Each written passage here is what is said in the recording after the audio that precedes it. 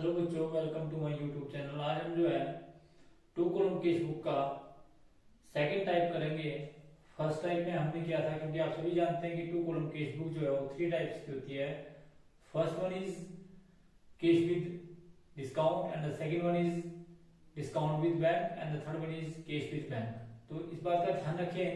आज जो हम करेंगे क्वेश्चन नंबर 9 और क्वेश्चन नंबर 10, जो हम डिटेल में करेंगे कि किस प्रकार से जो है वो two column cash book discount with bank बनाई जाती है। तो जब भी आप टू कॉलम केस बुक बनाते हैं तो आप सभी जानते हैं कि सबसे पहले तो आप सेंटर में टू कॉलम केस बुक लिखते हैं और बैंक का कॉलम जो है वो डिस्काउंट के जो है वो बाद होता है, चाहे वो डेबिट साइड में या क्रेडिट साइड में। तो किस प्रकार से इस क्वेश्चन को करते हैं, क्वेश्चन पढ़ते हैं, जिससे बाद में क्वेश्चन करेंगे। क्वेश्चन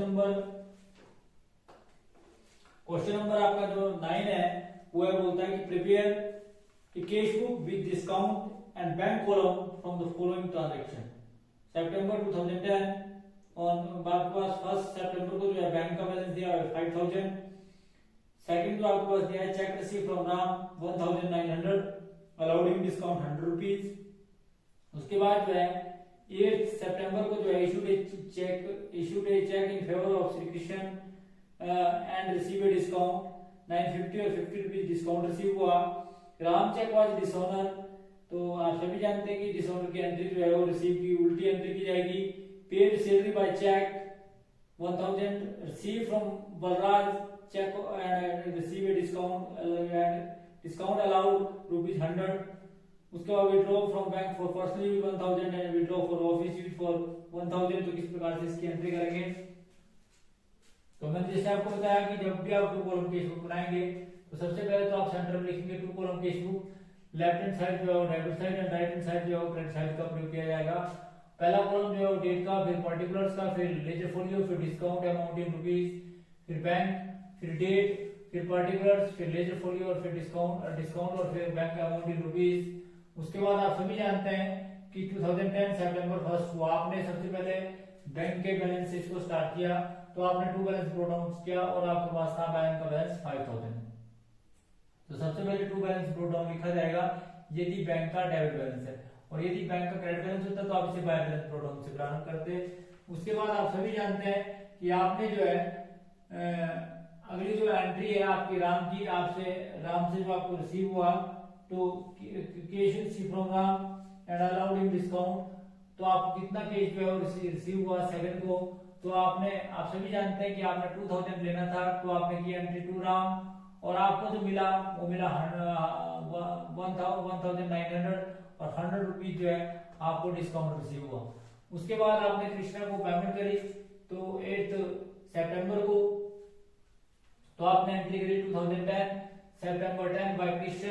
और कितने की पेमेंट करी थी आपने पेमेंट करनी थी 1000 की, आपने पेमेंट करी 950 की। इसका मतलब है कि 50% जो है आपको डिस्काउंट रिसीव हुआ। तो किस प्रकार से लिखा उसको इसके एंट्री करेगा आपने देखा। फिर आपने राम को पेमेंट करी, मतलब आप वेट टू राम, तो आपने राम को पेमेंट करनी थी 2000 की, परंतु आपने जो पेमेंट करी वो कीजिए 1900 की, तो आपने एंट्री करी और आपको डिस्काउंट रिसीव हुआ 100 रुपीज का। उसके बाद आप सभी जानते हैं कि आपने 20th को जो है वो सैलरी पेड करी, तो एंट्री करेंगे बाय सैलरी अकाउंट और कितनी करेंगी 1000 की, तो आपने लिख दिया 1000 और 1000। उसके बाद आपने विड्रॉ फॉर पर्सनल यूज से पहले जो है वो बजाज से जो है वो रिसीव किया, और आपने रिसीव करना था 21 रुपए 25 को टू बलराज, और आपने रिसीव किया वो 2000। तो इसका मतलब आपने करना था 2100 और आपको मिला 2000, तो इसका मतलब है 100 रुपीज आपने डिस्काउंट अलाउड किया। उसके बाद 30th को आपने विड्रॉ फॉर पर्सनल यूज, तो जब आप पर्सनल यूज के लिए निकालते तो आप सभी जानते हैं ड्राइंग में ट्रांसफर किया जाता है, तो बाय ड्राइंग अकाउंट, और कितना निकाला जी आपने 1000, तो आपने लिख दिया 1000। Withdraw for office use 30th को जो आपने विड्रॉ किया फॉर ऑफिस यूज के लिए, तो 2010 सितंबर 30th को बाय कैश आपने ऑफिस यूज के लिए निकाला 1000। उसके बाद आप सभी जानते हैं कि आपको 30th को बाय बैलेंस कैरी डाउन करना पड़ेगा, और बैलेंस कैरी डाउन करने से पहले आप टोटल करेंगे। टोटल करने के बाद आप सबसे पहले डिस्काउंट अलाउड का टोटल करेंगे, तो यहाँ पर लिखेंगे डिस्काउंट अलाउड, यहाँ पर लिख दीजिए अपने डिस्काउंट अलाउड जो हमेशा डेबिट होता है और आप डेबिट कर देंगे और उसका टोटल आया 200। इसी प्रकार से आप डिस्काउंट रिसीव टोटल करेंगे क्रेडिट साइड में, तो डिस्काउंट जो आपको रिसीव होगा उसको आप क्रेडिट करते हैं, इसको आप क्रेडिट लिखते हैं और आपको 150 हुआ रिसीव हुआ। उसके बाद आप सभी जानते हैं कि आप टोटल करेंगे तो आप देखेंगे कि बैंक का टोटल किस साइड का टोटल ज्यादा है, तो आपने देखा कि डेबिट साइड का टोटल ज्यादा आया और ये आपके पास आया 8,900 में से आपने ये सारे खर्चे गिराए तो आपके पास बैलेंस क्लियर डाउन बचा, तो आपके पास बैलेंस क्लियर डाउन बचा 3050 और आपने सामने 8,900 और 8,900 किया आपने। तो ये था जी आपका क्वेश्चन नंबर जो आपका 9 है कि किस प्रकार से किया जाएगा। उसके बाद हम क्वेश्चन नंबर 10 करेंगे। तो क्वेश्चन नंबर 10 में क्या है जी, सबसे पहले क्वेश्चन पढ़ते हैं। तो W2 कॉलम केस बुक जो है वो डिस्काउंट भी बैंक किया जाएगा। तो सबसे पहले किस प्रकार से जो है आपको क्वेश्चन दिया हुआ क्वेश्चन पढ़ेंगे। तो क्वेश्चन आपके पास दिया है कि mister GK does not keep cash in the business premises, all transaction are through bank, enter the following transaction in the suitable goods suitable cash book. तो आपके पास सबसे पहले अगस्त 2010 को balance with Punjab national bank दिया हुआ है जी 12,374 रुपीज 10 पैसा। उसके बाद 2 अगस्त को आपके पास दिया है कि pay to Ramnath in full settlement of his account of ₹1,000 by cheque 980। उसके बाद sale against bearer cheque 1,000 and after allowing discount of ₹50, paid rent by cheque 500, paid salary by cheque 1,080 rupees 55 पैसा, sale against cheque and discount allowed 820। उसके बाद जो है paid purchase for 2,000 and earned a discount of 70 paid by cross cheque. उसके बाद जो है paid for stationery ETC by issuing a check of equal to sum of ₹70 50 paisa. Mr. Kalash deposit directly or bank account in full settlement of his account of ₹1,600. Bearer check issued to miscellaneous expenses 170 and sale against bearer check जो है 1,000 and discount allowed ₹50 50 पैसा। तो इस प्रकार से लिखा उसको हम इसकी एंट्री करेंगे। ये आपका 2 column cash book discount with bank जो है इसकी सबसे सुटेबल बुक बनेगी। तो सबसे पहले आप सभी जानते हैं कि जब आप 2 कॉलम केस बुक लिखते हैं तो left hand side debit side और राइट हैंड साइड जो है वो क्रेडिट साइड शब्द का प्रयोग किया जाएगा। और पहला कॉलम जो है आपका आप सभी जानते हैं डेट का, फिर अगला कॉलम पार्टिकुलर का, फिर अगला कॉलम लेजर फोलियो का, फिर डिस्काउंट अमाउंट इन रुपीज, फिर बैंक अमाउंट इन रुपीज, फिर date particular ledger folio discount और बैंक का अमाउंट इन रुपीज आएगा। फिर आगे लाइन ऑफ डिमार्केशन लगा दी जाएगी। तो लाइन ऑफ डिमार्केशन लगाने के बाद सबसे पहले जो आप सभी जानते हैं कि आपके पास जो है ओपनिंग बैलेंस ऑफ जो है वो कैश दिया हुआ है, बैंक दिया हुआ है जिसको आप बोल सकते हैं। तो 2010 और अगस्त जो है वो 1 अगस्त जो है आप महीने का लिख देंगे अगस्त और 1 तो आपके पास 2 बैलेंस ब्रोट डाउन दिया है 12,374 रुपीज दिए है। उसके बाद आप सभी जानते हैं कि आपने सेकंड को जो है रामनाथ को पेमेंट करी और रामनाथ को पेमेंट करनी थी आपने 1,000 की, आपने पेमेंट करी 980 की। इसका मतलब है 20 रुपीज जो आपको डिस्काउंट रिसीव हुआ उसकी एंट्री करी आपने। उसके बाद आप सभी जानते हैं 4 अप्रैल को जो आपने माल बेचा और माल बेचने के बाद आपने माल बेचना था 1,050 का, आपको जो चेक रिसीव हुआ वो 1,000 का, इसका मतलब 50% 50 रुपीज जो आपने डिस्काउंट अलाउ किया। उसके बाद आप सभी जानते हैं कि 7 को आपने रेंट पेड किया और आपने लिखा 2010 अगस्त 7 बाय रेंट 500 का, तो इसलिए आपका बैंक का बैलेंस कम हो गया 500। उसी प्रकार से आपने 7 को ही जो है सैलरी पेड करी बाय सैलरी और ये आपने पेमेंट करी 1,080 रुपीज 55 पैसे। इस प्रकार से जो आपने इसकी एंट्री करी।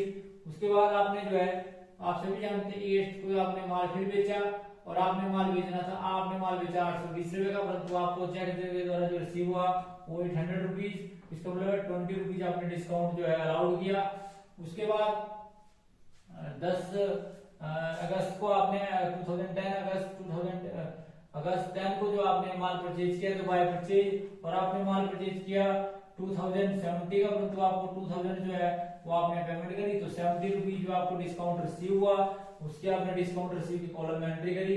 उसके बाद 15th को आपने स्टेशनरी परचेज करी तो आपने 15th को एंट्री करी 2010 बाय स्टेशनरी अकाउंट और आपने ये स्टेशनरी पेड करी 70 रुपीज 50 पैसे। तो इस प्रकार से इसकी एंट्री करी आपने।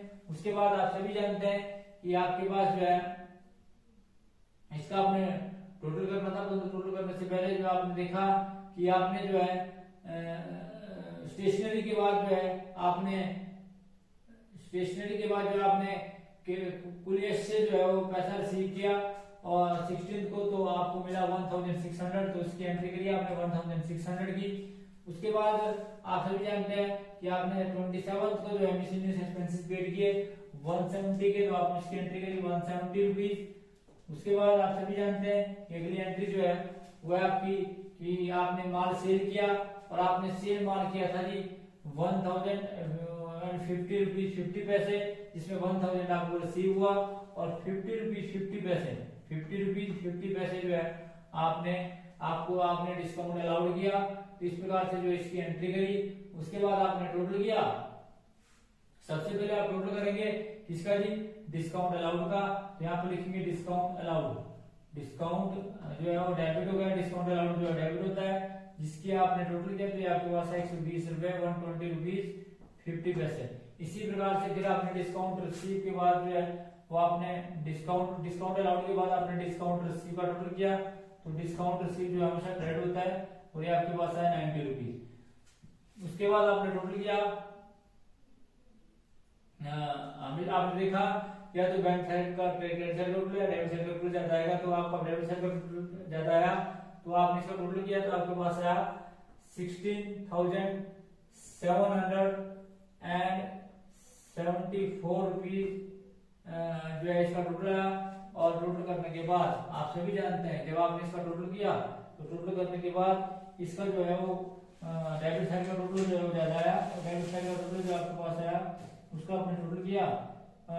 क्योंकि आप सभी जानते हैं ये आपके पास जो दिया हुआ ओपनिंग बैलेंस जो है वो 10 पैसे भी दिए साथ में, तो इसका आपने टोटल किया तो आपके पास है 16,074 रुपीज 10 पैसे।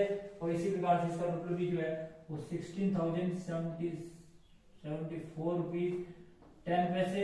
तो उसके बाद आपने टोटल करने के बाद आपने इसका टोटल जो करने के बाद इसके सारे खर्चे घटाए और खर्चे घटाने के बाद आपके पास जो आंसर आया वो आया जी 11,973 रुपीज 50 पैसे। तो इस प्रकार से आपने इसका टोटल किया और the totalling of both side are equal to each other. तो दैट मींस कि आपका ये था जी आपका जो क्वेश्चन जो है वो किस प्रकार से आपने करना था कि टू कॉलम केस बुक जो है वो डिस्काउंट विद बैंक पे जो अगर हो तो किस प्रकार से एंट्री करते हैं। तो टू कॉलम केस बुक में आपने 2 टाइप्स कर दिए, जिसमें कल आपने पढ़ा था केस विद डिस्काउंट, आज आपने पढ़ा कि डिस्काउंट विद बैंक की एंट्री किस प्रकार से करते हैं। और कल हम पढ़ेंगे ये बड़ा इंपॉर्टेंट टॉपिक की bank with case with bank की जो एंट्री कैसे करते हैं। तो thanks for watching the video, please like and subscribe my channel.